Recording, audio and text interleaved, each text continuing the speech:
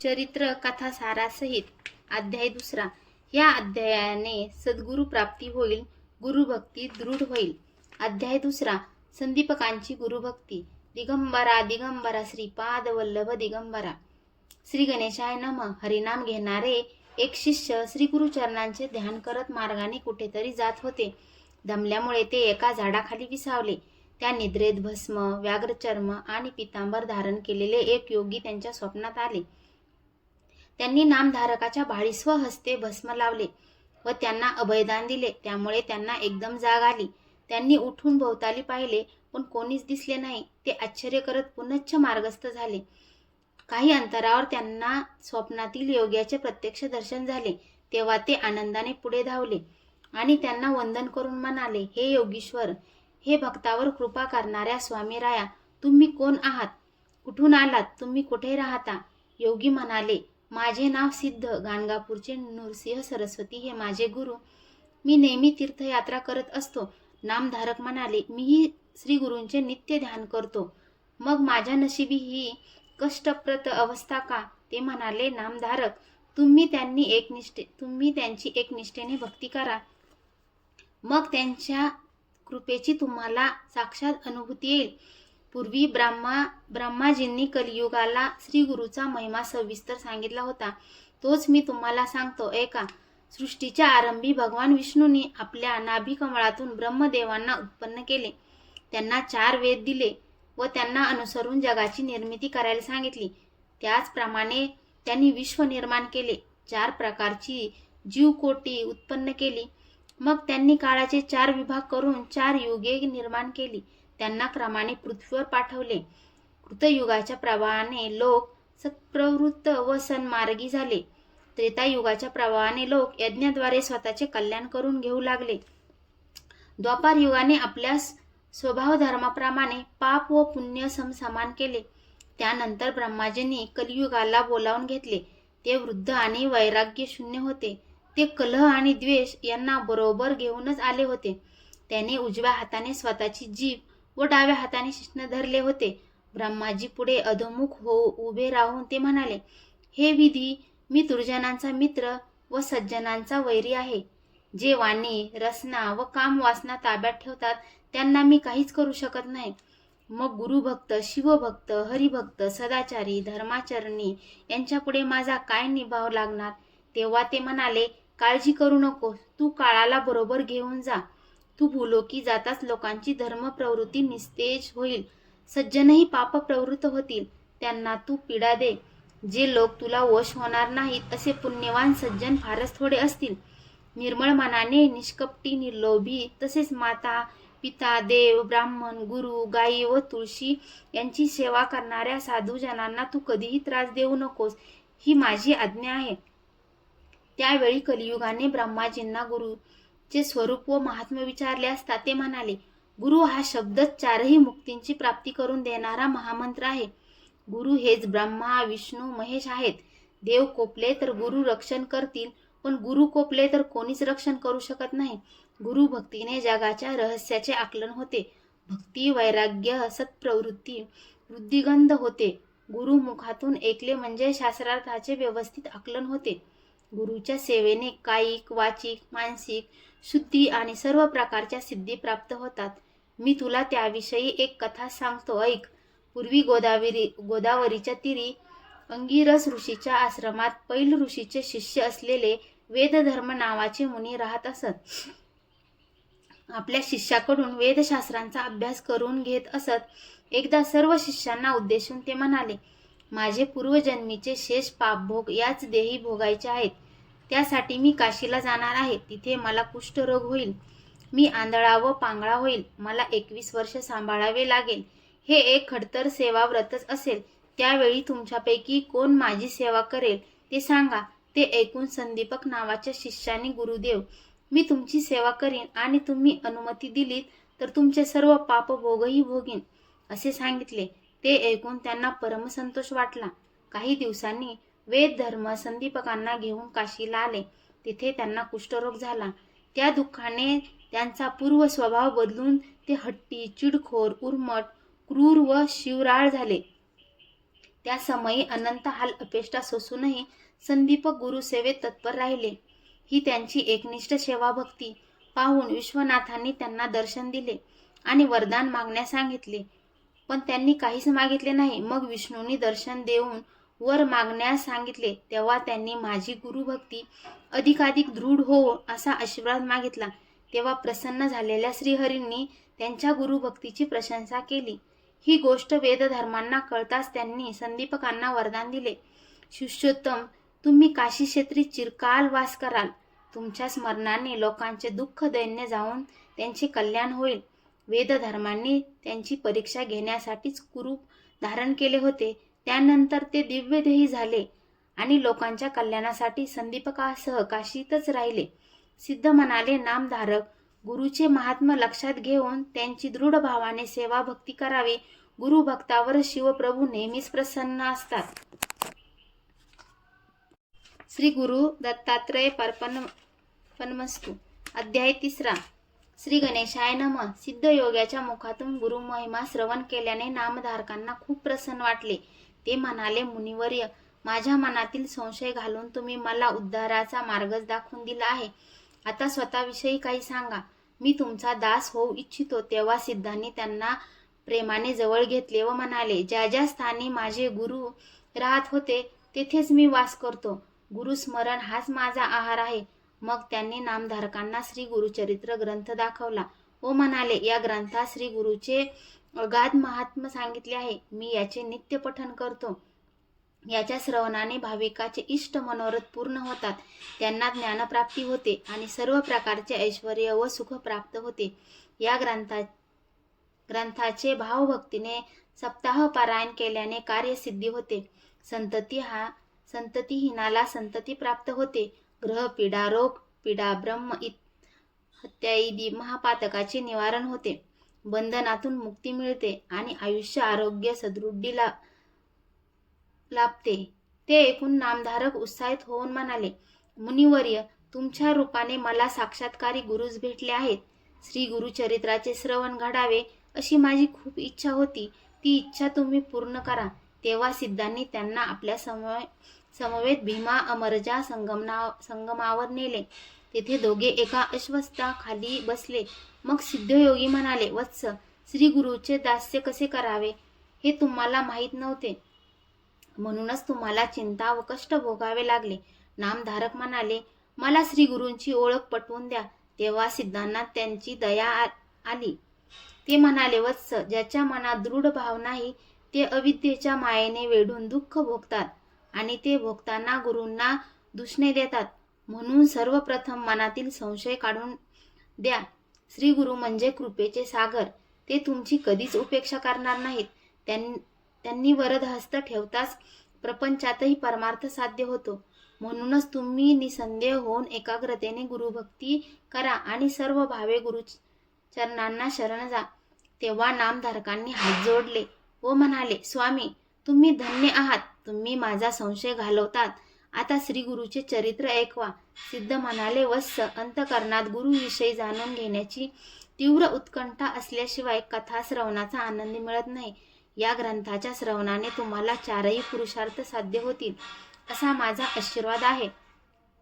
कलियुगात त्रिदेव एकच मनुष्य रूपाने अवतार घेऊन आले ते श्री गुरु होत. आदी वस्तू ब्रह्म, निर्गुण व निराकार आहेत. प्रपंचामध्ये 3 गुणांना अनुसरून त्यांच्या 3 मूर्ती झाल्या, ब्रह्मा, विष्णू आणि महेश. ब्रह्मा रजोगुणाचे सृष्टी निर्मिती करतात. विष्णू सत्वगुणाला अनुसरून तिचे पालनपोषण करतात. तर रुद्र तमोगुणामुळे संहाराचे कार्य करतात. ते तिघे कार्य व स्वरूपाने भिन्न वाटत असले तरी भिन्न नाहीत. सृष्टीचक्र अव्याहत चालवणे ही जी परमात्म्याची शाश्वत लीला आहे तिला ते सहाय्य करतात. हे 3ही देव कारणपरत्वे अवतार घेऊन पृथ्वीचा भार उतरवतात. भक्तांच्या रक्षणासाठी भगवान विष्णूंनी 10 अवतार घेतले. ती कथा अशी आहे. एकादशीचे व्रत करणारे अमरीश नावाचे ब्राह्मण सर्व काळ हरिचिंतन करत असत. त्यांची व्रतनिष्ठा सर्व श्रुत होती. एकादशी व्रत करणारे द्वादशीला भोजन करतात. त्यावेळी पारणे फेडण्याआधी कोणी अतिथी घरी आल्यास आधी त्यांना भोजन देऊन मगच आपण जेवावे असे शास्त्र सांगते. एके दिवशी दुर्वासांनी त्यांची परीक्षा घेण्याचे ठरवले आणि त्यांचे व्रतभंग करण्याच्या उद्देशाने ते मुद्दाम द्वादशीला त्यांच्या घरी आले. त्या दिवशी द्वादशी तिथी घटकाभरच होती. पारणे करायचे तर तेवढ्या अवधीत अन्न ग्रहण करणे क्रमप्राप्त होते. अंबरीशांनी दुर्वासांचे स्वागत केले. त्यानंतर दुर्वास ऋषी स्नान देवतारेच्या नित्य अनुष्ठानासाठी नदीवर जाण्यास निघाले. तेव्हा अंबरीशांनी आपली अडचण सांगून त्यांना भोजनासाठी लवकर येण्याची विनंती केली, पण ते आलेच नाहीत. शेवटी व्रतभंग होऊ नये म्हणून त्यांनी नुसते तीर्थ घेऊन पारणे केले. त्यानंतर दुर्वासांनी भोजन तयार करून ते त्यांची वाट पाहू लागले. तेवढ्यात त्यांचे आगमन झाले. त्यांनी अंबरीशाकडे रागाने पाहिले व म्हणाले, तुम्ही अतिथीला न घेताच भोजन केलेत. या माझ्या अपमानाबद्दल तुम्हाला सर्व योनीमध्ये जन्म घ्यावे लागतील. मी शापवाणी ऐकून त्यांना रडू आले. तेव्हा आपल्या भक्तांची केविलवाणी अवस्था पाहून भगवान विष्णू तेथे प्रकट झाले. ते दुर्वासांना म्हणाले, ऋषीवर्य, तुम्ही माझ्या भक्तांना शाप दिलेला असला तरी त्यांचे रक्षण करणे हे माझे आद्य कर्तव्य आहे, म्हणून यांचा शाप मी भोगीन. दुर्वास महाज्ञानी होते. पुढील काळात दुर्जनांना शासन करून भक्तांचा उद्धार करण्यासाठी भगवंतांना अवतार घेणे सोयीचे व्हावे म्हणून हा शाप निर्मित होऊ शकतो हे लक्षात घेऊन ते म्हणाले, प्रभू, परोपकारासाठी शाप भोगताना तुम्ही विविध स्थानी आणि विविध योनीत एकूण 10 अवतार घ्या. त्यानंतर विष्णूने मत्स्य, कुर्म, वराह, नरसिंह, वामन, परशुराम, राम, कृष्ण व बुद्ध असे क्रमाने 9 अवतार घेतले. पुढे कल्की नावाने 10वा अवतार होणार आहे. आता तुम्हाला दत्तावताराची कथा सांगतो, ऐका. दिगंबरा दिगंबरा श्रीपाद वल्लभ दिगंबरा. अध्याय 4. श्री गुरु दत्तात्रेयांची जन्मकथा.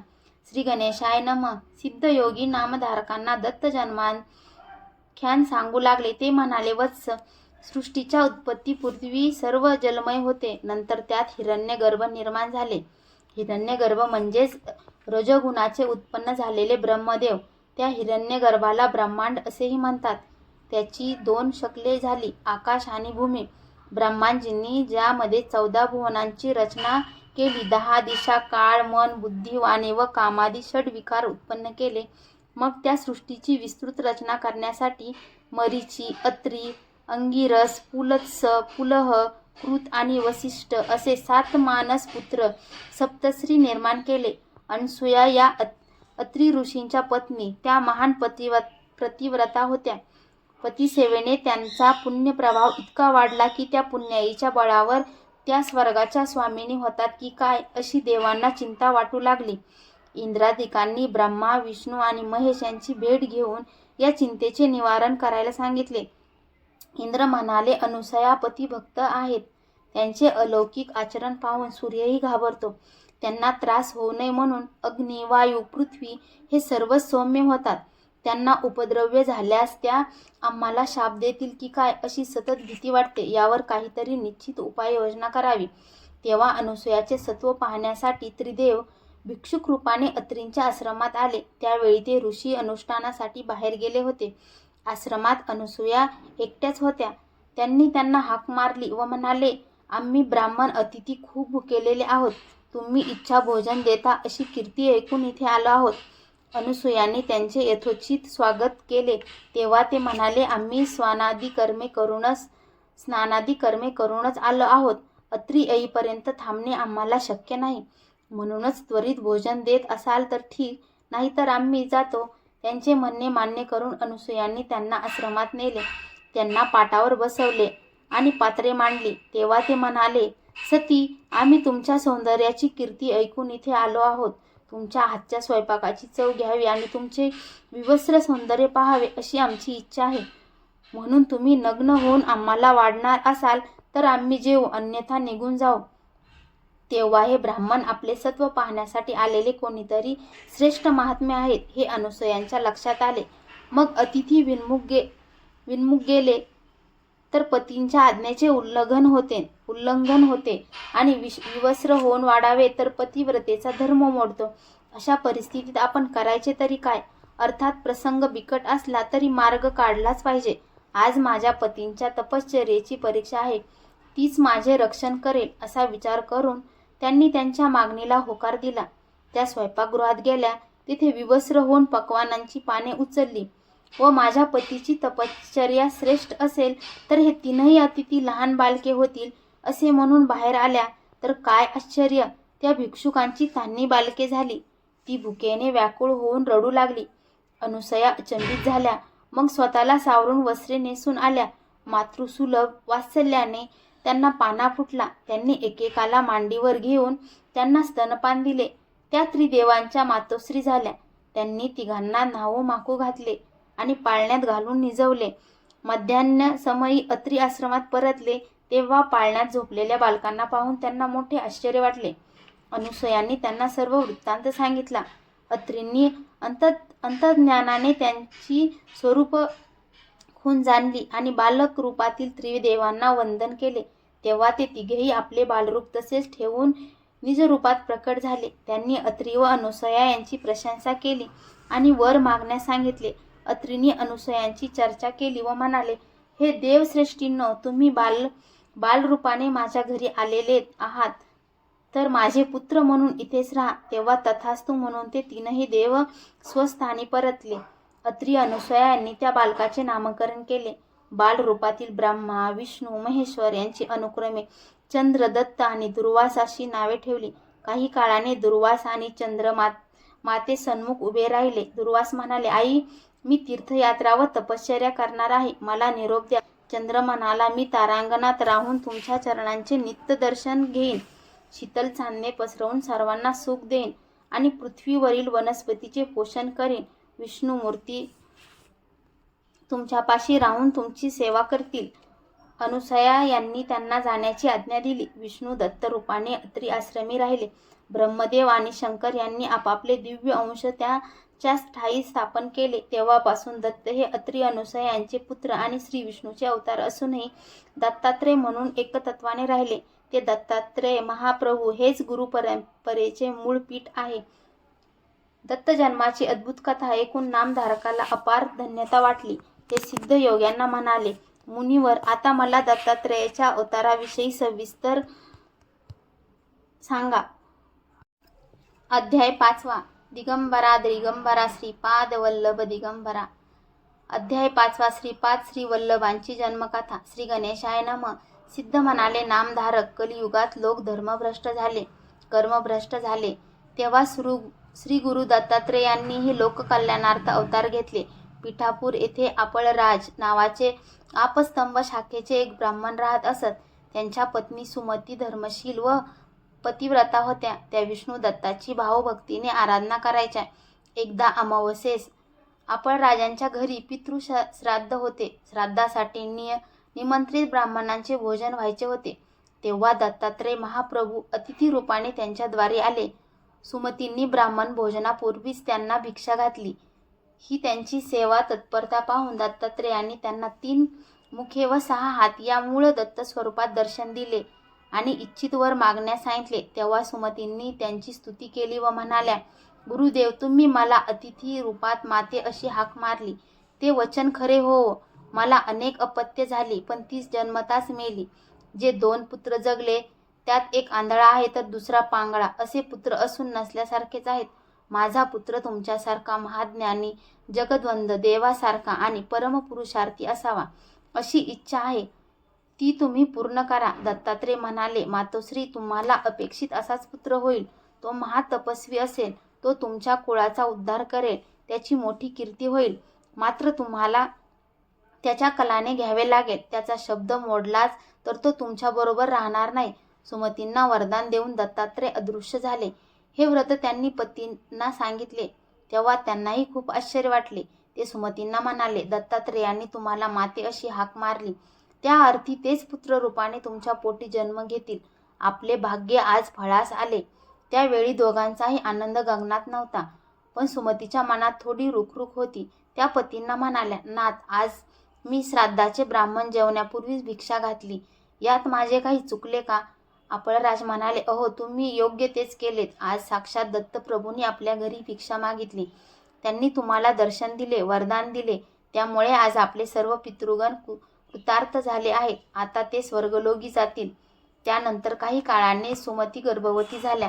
त्यांनी एका तेजस्वी पुत्रांना जन्म दिला. ब्राह्मणांनी त्यांचे जातक वर्तवले. म्हणाले, हे पुत्र तपस्वी होतील, विश्वाला मार्गदर्शन करतील, याची जगद्गुरू म्हणून कीर्ती होईल. ते ऐकून अपळराज व सुमनांना धन्य वाटले. त्यांनी पुत्राचे श्रीपाद नाव ठेवले. श्रीपाद 7 वर्षाचे झाल्यावर पिताजींनी त्यांची मुंज केली.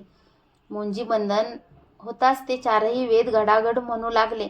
त्यांनी मीमांसा, ज्ञान, तर्क आदी दर्शनशास्त्रेही तत्काळ प्रकट केली. लोक त्यांना अवतारी महात्मा म्हणू लागले. त्यांनी लोकांसाठी आचार, विचार, कर्म, प्रायश्चित्ते, वेदांचा अर्थ, वेदांतांचे रहस्य अशा अनेक विषयांचे ज्ञान प्रकट केले. श्रीपाद 16 वर्षाचे झाले तेव्हा त्यांच्या मातापित्यांनी त्यांना विवाहाबद्दल विचारले असता ते म्हणाले, मी तपस्वी ब्रह्मचारी आहे. योगरूपी ही स्त्री हीच माझी पत्नी, म्हणून मी श्रीपाद श्रीवल्लभ आहे. लवकरच मी उत्तरेकडे जाणार आहे. ते ऐकून अपळराज व सुमतींना वाईट वाटले, पण दत्तात्रेयांचे वचन आठवून त्यांनी विरोध केला नाही. ती दोघे म्हणाली, बाळ, तुम्ही आमची म्हातारपणाची काठी आहात. तुम्हीच निघून गेला तर आम्ही कोणाकडे आशेने बघायचे? तुम्ही आमचे दैन्य दूर कराल अशी आमची अपेक्षा होती. आता आम्ही काय करायचे? तेव्हा श्रीपादांनी त्यांचे सांत्वन केले व म्हणाले, आई बाबा, एवढेच ना, मी आत्ताच तुमचे दुःख घालवतो. मग त्यांनी आपल्या दोन्ही भावावर अमृतमय कृपादृष्टी टाकली. तर काय आश्चर्य, ते दोघे अव्यंग्य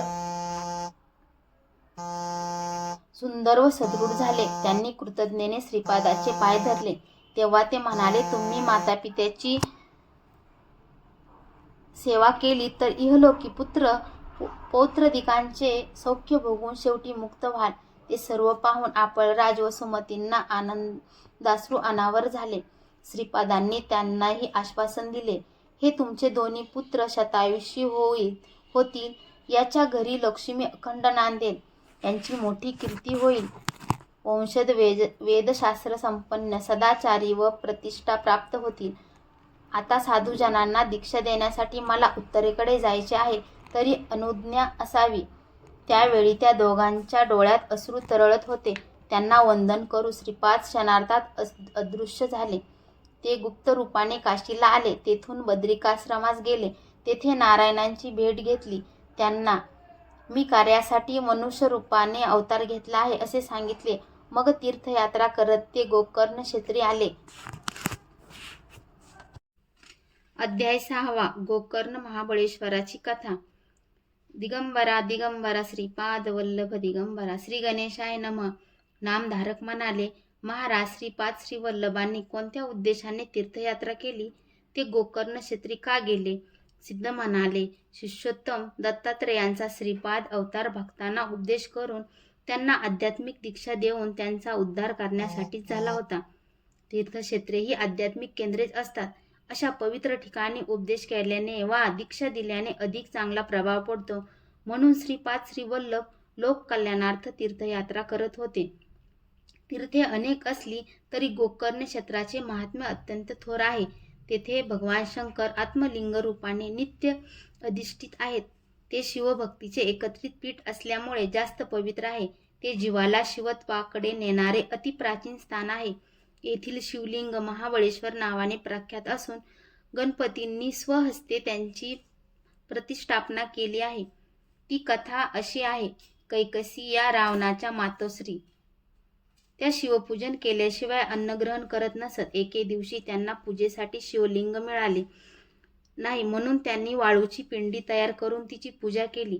ते पाहून रावणांना कमीपणा वाटला. माताजी, मी तुम्हाला शिवजीसह कैलास पर्वतच लंकेला आणून देतो, अशी घोर प्रतिज्ञा करून ते कैलासापाशी गेले आणि आपल्या 20 हातांनी तो पर्वत गदगदा हलवू लागले. त्या हादऱ्यांनी त्रिभुवन डगमगले. पार्वती भयभीत झाल्या. तेव्हा शिवजींनी डाव्या हाताने शिखरावर दाब दिला. त्यामुळे रावण त्या पर्वताखाली दडपले गेले. त्यांनी आर्ततेने शंकराची प्रार्थना केली. ते शिवभक्त असल्याने भोळ्या शिवप्रभूंना दया आली. त्यांनी डाव्या हाताचा दाब काढून घेताच दशाननांची सुटका झाली. तेव्हा जीवनदान मिळालेल्या रावणाने अत्यंतिक समर्पित भावनेने आपले मस्तक छेदले. आपल्याच आतड्यांची दोरी वळली. ती त्या मस्तकाला जोडून एक तंतुवाद्य तयार केले आणि त्यांच्या साथीने 36 राग रागिण्यांमध्ये सुस्वर गायन केले. त्यांचा भक्तिभाव पाहून प्रसन्न झालेल्या शिवजींनी त्यांना वर मागण्यास सांगितले. त्यांनी मातोश्रीसाठी कैलास पर्वत मागितला. तेव्हा ते म्हणाले, माझ्या पूजेसाठी मी तुम्हाला माझे आत्मलिंग देतो. ते माझा प्राण आहे. त्यांनी त्यांना स्वतःचे आत्मलिंग दिले व म्हणाले, हे लंकेत घेऊन जा. याची 3 वर्ष पूजा करा. त्यामुळे तुम्ही ईश्वर स्वरूप व्हाल. मात्र मार्गाने जातात हे दिव्य लिंग कोठेही भूमीवर ठेवू नका. शिवजींचे आत्मलिंग प्राप्त झाले म्हणून रावणांना खूपच आनंद झाला होता. त्यांना वंदन करून ते लंकेच्या दिशेने निघाले. ही वार्ता नारदांनी इंद्रांना सांगताच ते भयभीत झाले. मग नारद, ब्रह्मदेव, इंद्रादी सुरगणांनी विष्णूची भेट घेतली व म्हणाले, श्रीहरी, शिवजींचे आत्मलिंग मिळाल्यामुळे रावण अजरामर होण्याचा धोका निर्माण झाला आहे. आता तुम्हीच काहीतरी उपाय करा, नाहीतर सृष्टीचा नाश अटळ आहे. तेव्हा श्री विष्णूंनी शंकरांना गाठले व रावणांना आत्मलिंग देऊन किती वेळ झाला ते विचारून घेतले. मग नारद आणि गणपतींना बोलावून काय युक्ती करायची ते नीट समजावून सांगितले. त्याचप्रमाणे ते दोघे कामगिरीवर रवाना झाले. नारदांनी रावणांना गाठले आणि शिवप्रभूंचे आत्मलिंग लाभले म्हणून त्याची खूप प्रशंसा केली. इकडे विष्णूंनी आपले सुदर्शन चक्र सूर्याकडे सोडून सूर्यास्ताचा आभास निर्माण केला. नारद म्हणाले, दशानन, सायं संध्या न करताच पुढे जाणार काय? ब्राह्मणांनी संध्येची वेळ शक्यतो मोडू नये. त्यांचा निरोप घेऊन ते संध्येसाठी निघून गेले. नारदाचे आचरण पाहून त्यांच्याही मनात आपणही संध्या वंदन केले पाहिजे, अन्यथा व्रतभंग होईल हा विचार दृढ झाला. तेवढ्यात त्यांना एक बटू दिसले. ते गणपती होते. हे ब्राह्मण कुमार भोळे दिसत आहेत. संध्या होईपर्यंत हे आत्मलिंग त्यांच्याकडे सांभाळायला देऊ असा विचार करून रावणांनी त्यांना हाक मारून जवळ बोलावले व त्यांना मदत करण्याची विनंती केली. तेव्हा बटू रूपातील गणपती म्हणाले, लंकेश्वर, तुम्ही संध्या करून लवकर परत या. तोपर्यंत मी लिंग सांभाळीन. ते मला पेलवले नाही तर मी तुम्हाला 3 हाका मारीन. तोवर तुम्ही आला नाहीत तर मात्र हे लिंग मी खाली ठेवीन. ते मान्य करून त्यांनी ते आत्मलिंग त्यांच्या हाती दिले व ते संध्येसाठी गेले. बटू त्यांच्यापासून काही अंतरावर उभे होते. रावण अर्घ्य देत असताना त्यांनी त्यांना हाक मारली. रावणांनी हात दाखवून त्यांना थांबण्यास सांगितले. मग त्यांनी थोड्या थोड्या अवधीने पुन्हा 2 हाका मारल्या. त्यानंतर गणपतींनी स्वतःच्या पिताजींचे ते दिव्य आत्मलिंग भूमीवर ठेवले. भूमी स्पर्श होताच ते अगदी घट्ट बसले. तेव्हा देवांनी त्यांच्यावर आनंदाने पुष्पवृष्टी केली.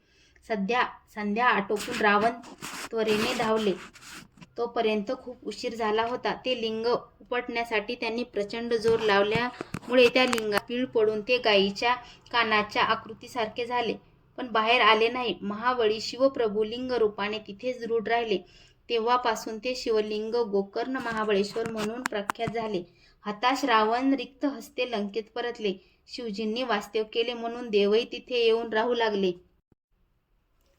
अध्याय 7. मित्रसह राजांची कथा. पतित स्त्रीचा उद्धार. श्री गणेशाय नमः. नामधारक सिद्धांना म्हणाले, महाराज, मला गोकर्ण क्षेत्राचे महात्म्य सांगणारी एखादी पुरातन कथा सांगा. सिद्ध म्हणाले, पूर्वी इक्ष्वाकू वंशात मित्रसह नावाचे राजा होऊन गेले. एके दिवशी ते मृगयेसाठी अरण्यात गेले असताना त्यांच्या हातून एका दैत्याचा वध झाला. त्यांचा सूड घेण्यासाठी त्या दैत्याचा भाऊ मनुष्य रूपाने राजधानीस आला. त्याने राजगृहात आचार्याचे काम मिळवले. एकदा पितृश्राद्धासाठी राजांनी वसिष्ठासह अनेक थोर ऋषींना भोजनासाठी बोलावले होते. ती संधी साधून त्या आचार्याने नरमास मिसळून स्वयंपाक बनवला व तो अरण्यात निघून गेला.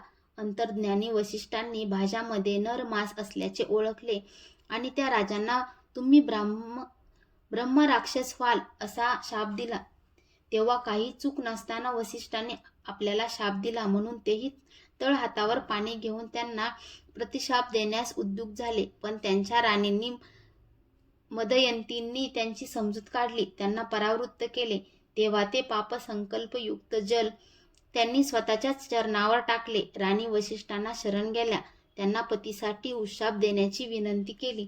तेव्हा तुमच्या पतींना 12 वर्षांनी पूर्व रूप प्राप्त होईल असे सांगून ते निघून गेले. मित्रसह राजा ब्रह्मराक्षस होऊन अरण्यात संचार करू लागले.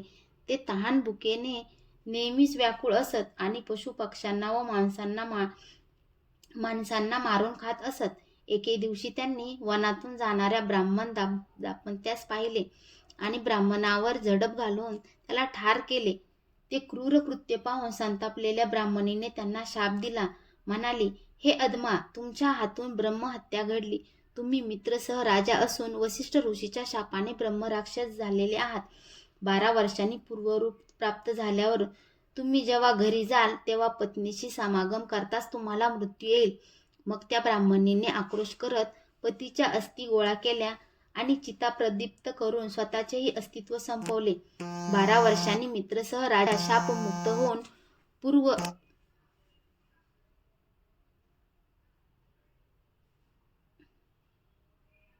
पूर्व रूपाने घरी परतले. तेव्हा त्यांना सुखरूप पाहून राणींना खूप आनंद झाला. राजांना ब्राह्मणीच्या शापाची धास्ती वाटत होती, म्हणून ते त्यांना भेटण्याचे टाळत होते. मदयंतींना ते खटकले. त्यांनी राजांना सक्षम भेटून विचारणा केली असता त्यांनी ब्राह्मणीच्या शापाचा सर्व वृत्तांत सांगितला. तेव्हा पती सौख्य नाही व आता संतान सौख्यही लाभणार नाही म्हणून त्या निराशेने रडू लागल्या. त्यानंतर राजा राणींनी ज्ञानीजनांची चर्चा करून शापद्वाराचा उपाय विचारला. त्यांच्या मार्गदर्शनानुसार अनेक पुण्यकृत्ये केली, पण ब्रह्महत्येच्या पातकाचे क्षालन झाले नाही. मग राजा तीर्थयात्रेस निघाले. मिथिला नगरीच्या बाहेर उपवनात त्यांना महातपस्वी गौतम ऋषीचे दर्शन घडले. गौतमांनी त्यांची आस्थेने चौकशी केली असता त्यांनी सर्व घटनाक्रम सांगितला व उद्धार करण्याची विनंती केली.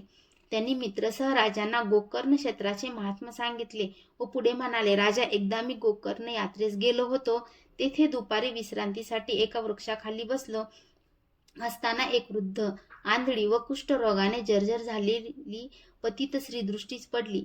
ती मरणोन्मुख अवस्थेत होती. तिचे प्राणोत्क्रमण होताच शिवलोकातून एक दिव्य विमान खाली आले. त्यातून 4 तेजस्वी शिवदूत उतरले. मी त्यांच्याकडे सहज चौकशी केली असता ते तिला शिवलोकी नेण्यासाठी आले आहेत असे कळले. मी त्यांना विचारले, ही स्त्री एवढ्या उत्तम गतीला कशी प्राप्त झाली? ते म्हणाले, ऋषीवर्य, ही स्त्री पूर्वजन्मी ब्राह्मण कन्या होती. तिचे नाव सौदामिनी. अकाली वैधव्य आल्यानंतर कामपूर्तीसाठी ती जार कर्म करू लागली. त्यामुळे घरच्यांनी तिच्याशी संबंध तोडले. तेव्हा तिने एका धनिक पण पतित असलेल्या तरुणाशी लग्न केले. तिला एक पुत्र झाला.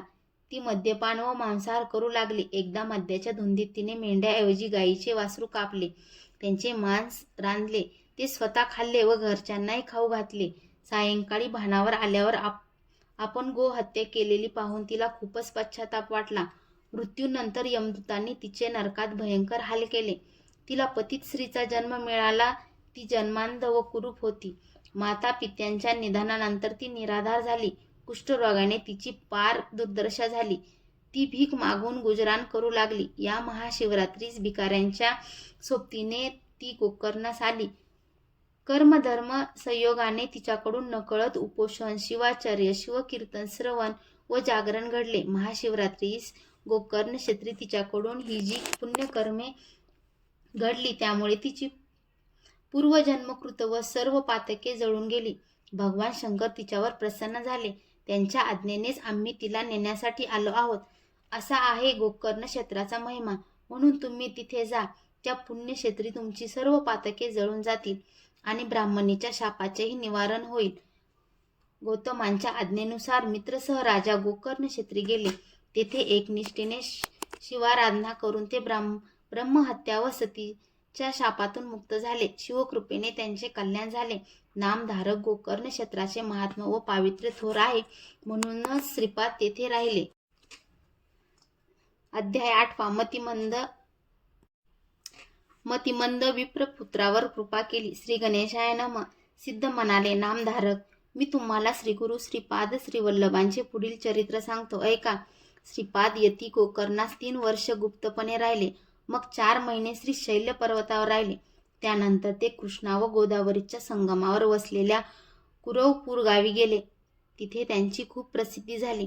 त्या गावात एक वेदज्ञ ब्राह्मण राहत असत. अंबिका या त्यांच्या पत्नी. त्यांची मुले जगत नसत.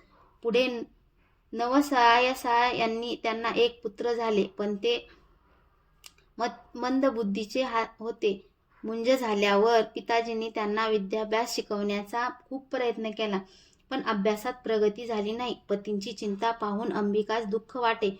पुढे ते ब्राह्मण मरण पावले. विधवा झालेल्या अंबिका उदरनिर्वाहासाठी घरोघरी भिक्षा मागू लागल्या. तेव्हा एका पंडिताच्या पत्नींना त्या शोचनीय अवस्थेत पाहून लोकांना वाईट वाटायचे. त्यांचे निर्बुद्ध पुत्र काहीच कामधंदा करत नाहीत म्हणून ते त्यांची उघड निंदा करायचे. म्हणायचे, मूर्ख, तुम्ही आपल्या वंशाला कलंक लावतात. तुमच्या चिंतेने पिताजी गेले. तुमच्यामुळे मातोश्रीवर भिक्षेची वेळ आली.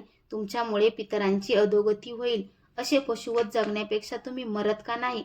अशी रोजच्या रोज होणारी लोकनिंदा त्या पुत्रांना सहन झाली नाही. ते दुःखी झाले. त्यांनी आपल्या माताजींना प्राणत्यागाचा विचार बोलून दाखवला.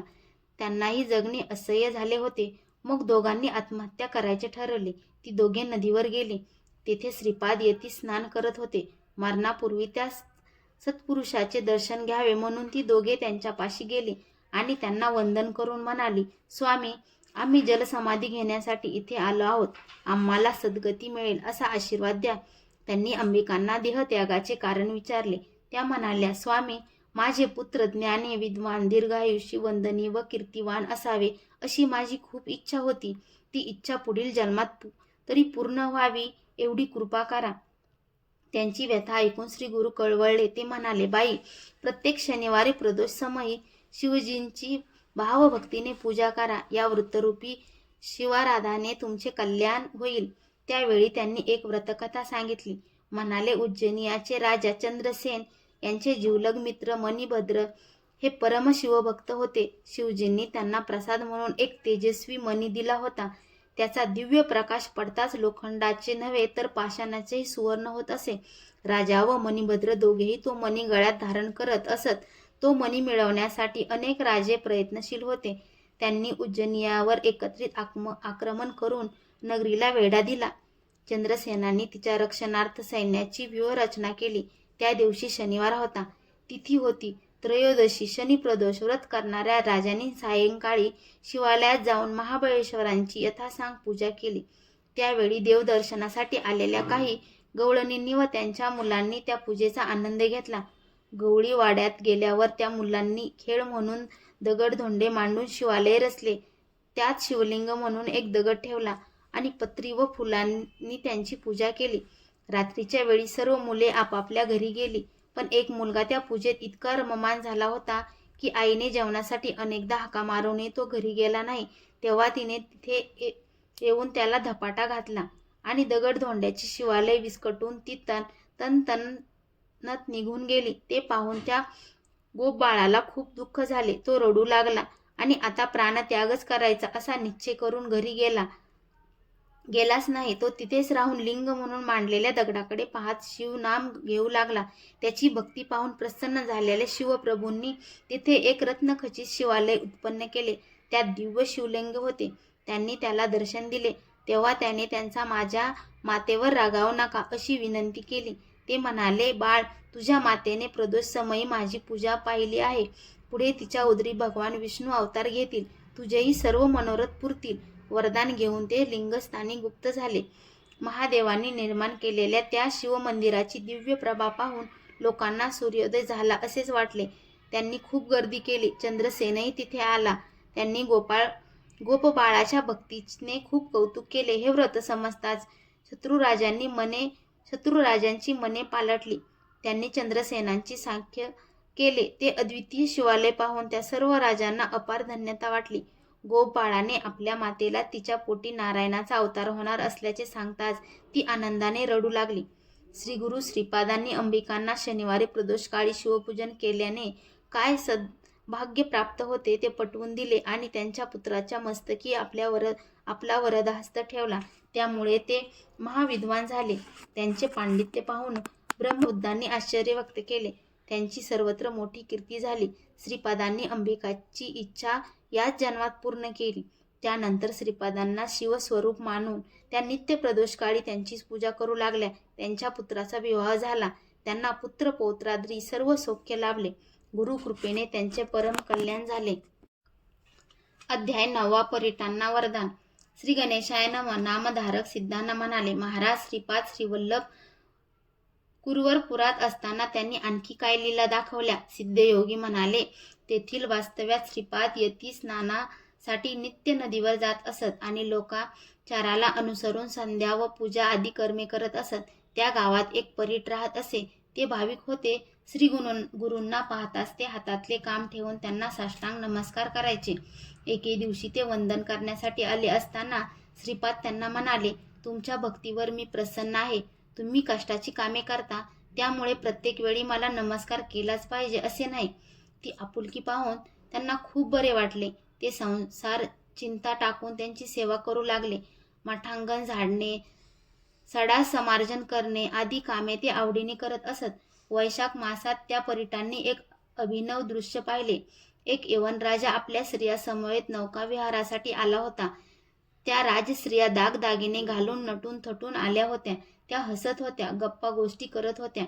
त्या समयी राजाची शृंगारलेली नौका, त्याचा नदी तीरावरील वैभव संपन्न लवाजमा, त्यांचे सैन्य, सेवक, सालंकृत, हत्ती व घोडे, नाना वाद्यांचा गजर असा सुखसोहळा पाहून ते अक्षरशः भारावून गेले. मठांगण झाडताना ते स्वतःशीच विचार करू लागले, हा राजा किती भाग्यवान आहे. जन्माला यावे तर अशा वैभवाचा उपभोग घेण्यासाठीच. याने पूर्वजन्मी कोणत्या देवाची व गुरुची आराधना केली म्हणून या जन्मी हे सुख प्राप्त झाले. आपल्या नशिबी मात्र कष्टच आहेत. आपले जिणे व्यर्थच होय.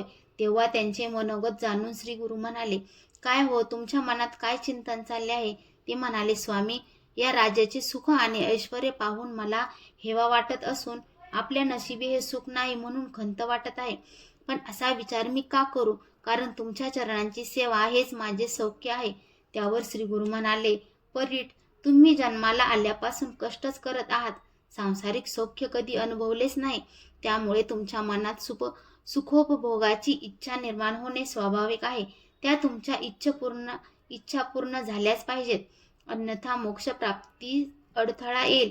म्हणून पुढील जन्मात तुम्ही यवन जातीत उत्पन्न होऊन बेदरचे राजा व्हाल असा मी तुम्हाला आशीर्वाद देतो. तुम्हाला सर्वोत्तम राजभोग व समस्त ऐश्वर्य प्राप्त होईल. परीट म्हणाले, पण त्या जन्मातही तुम्ही मला अंतर देऊ नका. श्री गुरु म्हणाले, तुम्ही माझे निस्सीम भक्त आहात. मी तुम्हाला कसे अंतर देईन?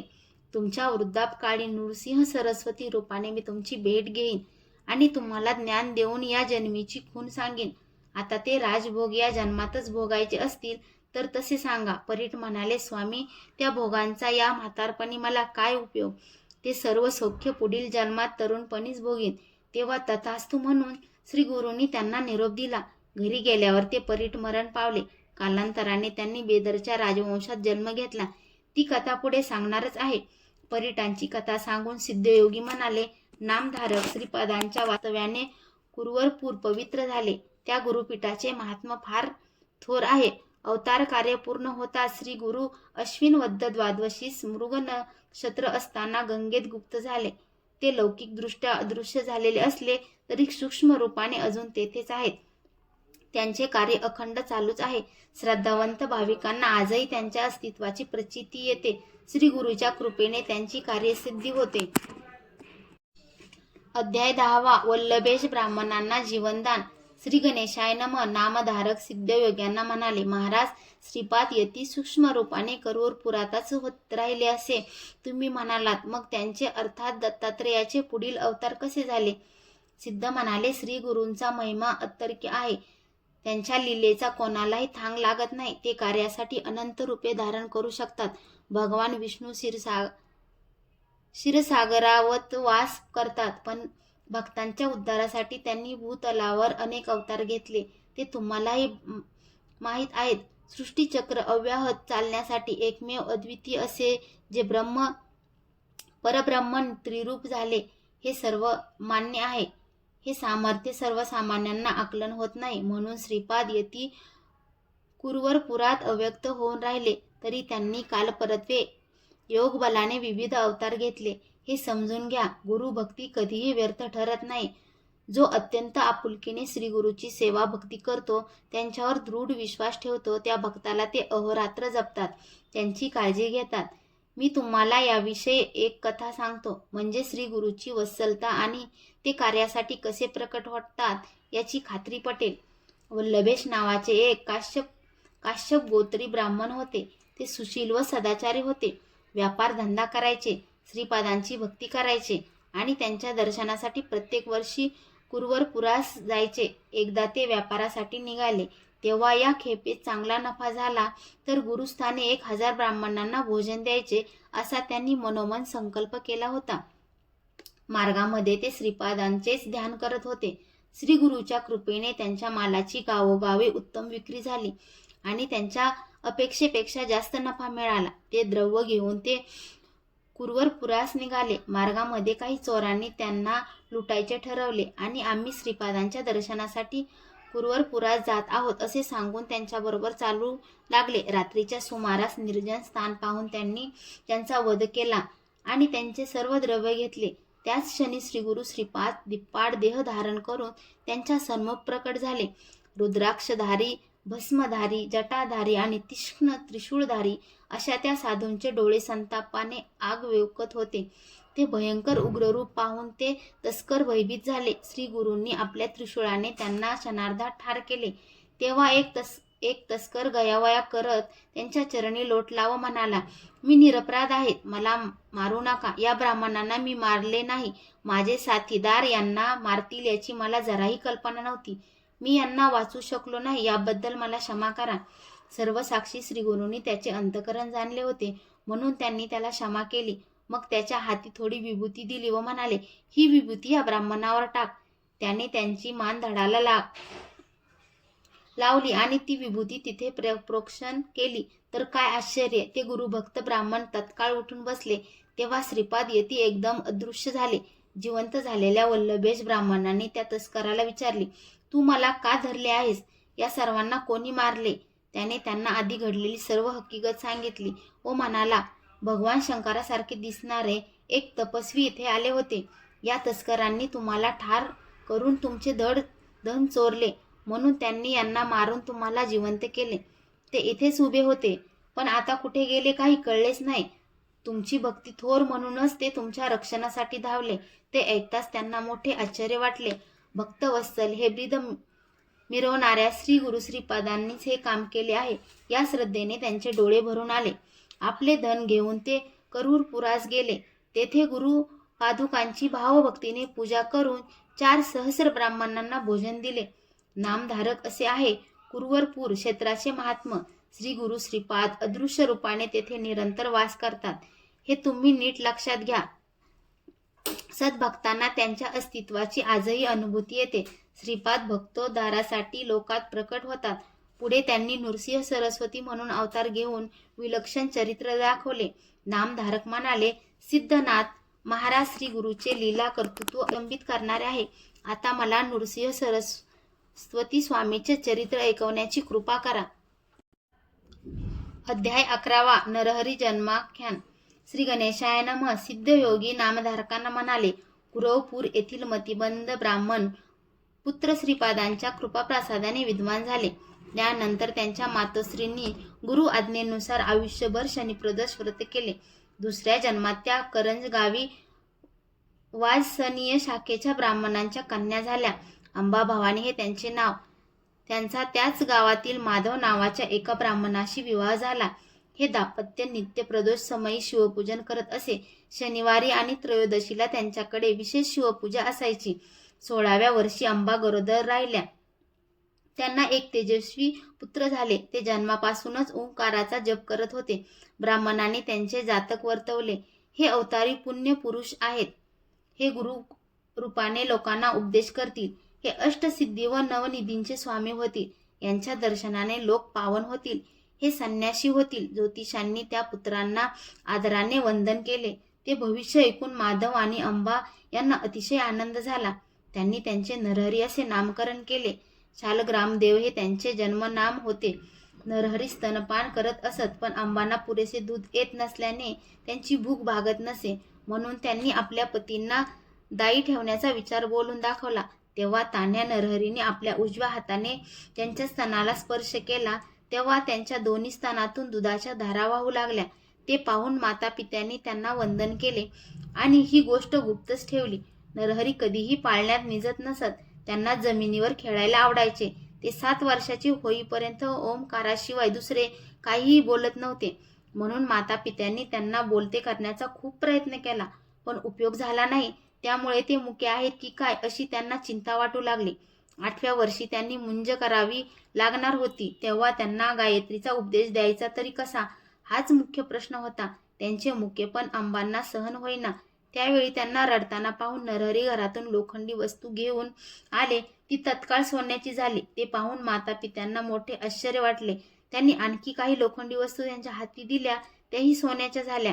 तेव्हा उभयतांनी त्यांना दृढ आलिंगन दिले व म्हणाले, तुमचे बोल ऐकण्यासाठी आम्ही आतुरलो आहोत. नरहरी हसले. त्यांनी जानवे, शेंडी, कटीमेखला यांच्या खुणा करून मी मुंज झाल्यावर बोलीन असे सुचवले.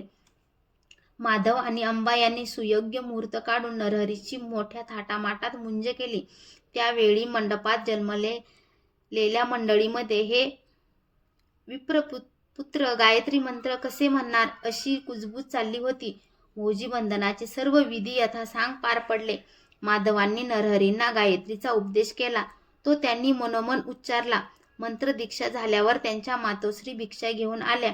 त्यांनी पहिली भिक्षा घालताच ते ऋग्वेद म्हणू लागले, दुसरी भिक्षा घालताच यजुर्वेद, तर तिसरी भिक्षा घालताच सामवेद म्हणू लागले.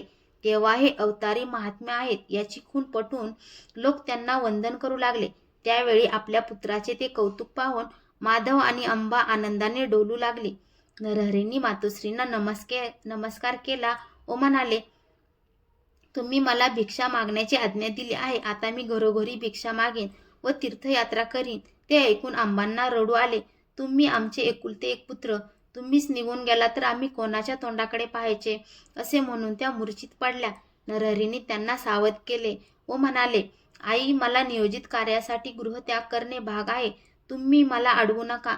तुम्हाला आणखी 4 विद्वान पुत्र होतील. ते तुमची उत्तम सेवा करतील. मग त्यांनी आपल्या वरदहस्त त्यांच्या मस्तकी ठेवला. त्यामुळे त्यांना पूर्वजन्मीचे स्मरण झाले. आपले नरहरी हे श्रीपाद श्रीवल्लभ आहेत.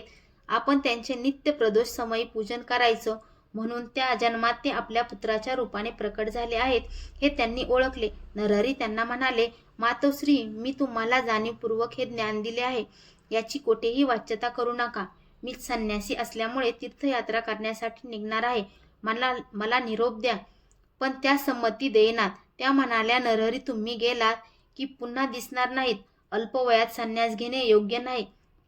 धर्मशास्त्राला अनुसरून वागावे. ब्रह्मचर्य, गृहस्थ, वानप्रस्थ या क्रमाने नंतर संन्यास घेणे योग्य आहे. आधी इंद्रिय तृप्त करावीत, जीवन समृद्धपणे जगावे आणि मगच तपश्चर्येची वाट धरावी. सिद्धयोगी म्हणाले, नामधारक. अंबाचे बोलणे ऐकून नरहरी त्यांना ते तत्वज्ञान सांगितले. तेच मी तुम्हाला सांगणार आहे, ते लक्षपूर्वक ऐका.